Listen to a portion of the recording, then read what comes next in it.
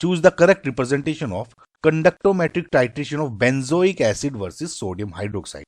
देखिए गाइज, इसको क्वेश्चन को करने के बहुत तरीके हो सकते हैं। एक होता है छोटा मेथड, एक होता है लंबा मेथड। छोटा मेथड होता है बेसिकली ट्रिक। मैं इसकी ऑलरेडी एक ट्रिक अपलोड कर चुका हूं कंडक्टोमेट्रिक टाइट्रेशन की, और आप मेरी जो इलेक्ट्रोकेमिस्ट्री की जो प्लेलिस्ट है उसमें भी अपलोड हो जाएगी, आपको मैं डिस्क्रिप्शन में भी लिंक दे दूंगा। ठीक है, तो मैं आपको इसको ट्रिक के थ्रू करूंगा, क्योंकि देखिए एग्जाम में, क्योंकि हम क्वेश्चन प्रैक्टिस इसमें कर रहे हैं तो एग्जाम में समय कम लगना चाहिए, जिसमें भी हम लगा सकते हैं। तो देखिए शॉर्ट में मैं ट्रिक बता देता हूं, वैसे तो आप, मैं आई होप आप उसको देख ही लेंगे कंप्लीट उस ट्रिक को। तो कंडक्टोमेट्रिक टाइट्रेशन में क्या है, ये जो कंडक्टेंस का वर्सेस वॉल्यूम ऑफ जो आपका टाइट्रेंट होता है, ठीक है, उसका ग्राफ बनता है। देखिए अभी दो चीज होती हैं आपकी जब टाइट्रेशन करते हो, तो एक तो है एनालाइट और एक होता है टाइट्रेंट। टाइट्रेंट वो होता है जिसका आपको वॉल्यूम पता है, बेसिकली वॉल्यूम पता है, मोलैरिटी वगैरह वगैरह कंडीशन, जो ऊपर आप ब्यूरेट से डालते हो वो। और एनालाइट जो अननोन है बेसिकली, जिसका आप पता करने की कोशिश कर रहे हो। और टाइट्रेशन जो टाइट्रेंट क्या है, वो है जो नोन है। तो यहाँ बेसिकली टाइट्रेंट जिसका नोन क्वांटिटी है, ठीक है, समझ में आया?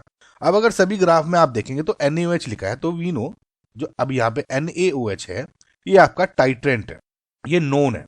और इसका मतलब जो बेंजोइक एसिड हो गया वो एनालाइट हो गया, इसके बारे में पता करना। अब ये क्या है, देखिए बेंजोइक एसिड का जो ये स्ट्रक्चर है क्या है, ये NaOH का स्ट्रक्चर होता है ये। नाउ जो बेंजोइक एसिड है इज अ वीक एसिड, और जो आपका सोडियम हाइड्रोक्साइड है इज अ स्ट्रॉन्ग बेस। अब ये मैंने आपको क्यों बताया, अब इसको देखिए। देखिए एक बस आपको क्या करना है, इस ग्राफ को समझ लीजिए। पहले ये एक स्ट्रेट लाइन, फिर हल्का सा कर्व करके यूं, ठीक है, और फिर एक स्ट्रेट लाइन और एक ये बेसिकली पैरेलल है टू दी दिस।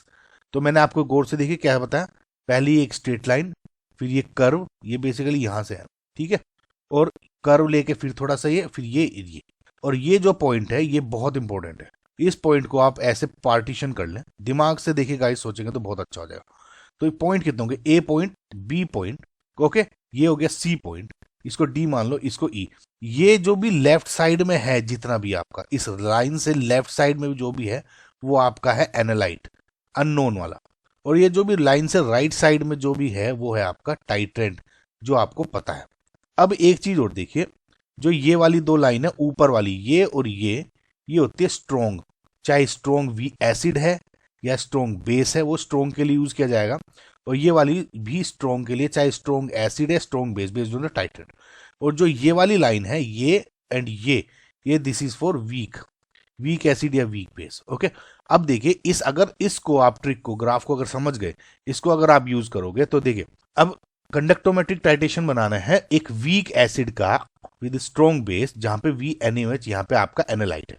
तो टाइट्रेंट स्ट्रॉन्ग है, तो ये क्या होगी, स्ट्रेट लाइन, ठीक है। और वीक एसिड क्या है आपका, बेंजोइक एसिड यानी एनालाइट, तो ये देखिए क्या हो गया, एक ये वाली स्ट्रेट लाइन और ये वाली वीक और ये, समझ रहे, एक तो ये वाली स्ट्रेट लाइन और एक ये। तो यानी ग्राफ क्या बनेगा, वीक का बना दिया, ड्रॉ कर दिया पहले एक कर्व स्ट्रेट लाइन, और फिर एक ऊपर ऐसे स्ट्रेट लाइन। समझ में आ गई आपको? अगर थोड़ा सा अभी भी कंफ्यूजन है तो उस ट्रिक को जरूर देखें, सब कोई भी क्वेश्चन आपका नहीं रुकेगा इसमें। तो जो करेक्ट आंसर क्या हो गया, ऑप्शन नंबर 1। समझ में आया? देखिए आप कुछ भी ड्रॉ कर सकते हैं। अगर स्ट्रॉन्ग एसिड और वीक बेस होता तो आप क्या बन जाता, स्ट्रॉन्ग एसिड के लिए और वीक बेस के लिए, समझ रहे हैं आप? तो ऐसे ही आपको इस तरह से सारे ग्राफ बनाने हैं। तो फिलहाल जो करेक्ट आंसर है आपका ऑप्शन नंबर 1 हो गया। आई होप आपको समझ में आएगा। ट्रिक जरूर देखें, डिस्क्रिप्शन में भी है, और आपकी इलेक्ट्रोकेमिस्ट्री की प्लेलिस्ट देखेंगे, उसमें भी अपलोडेड है।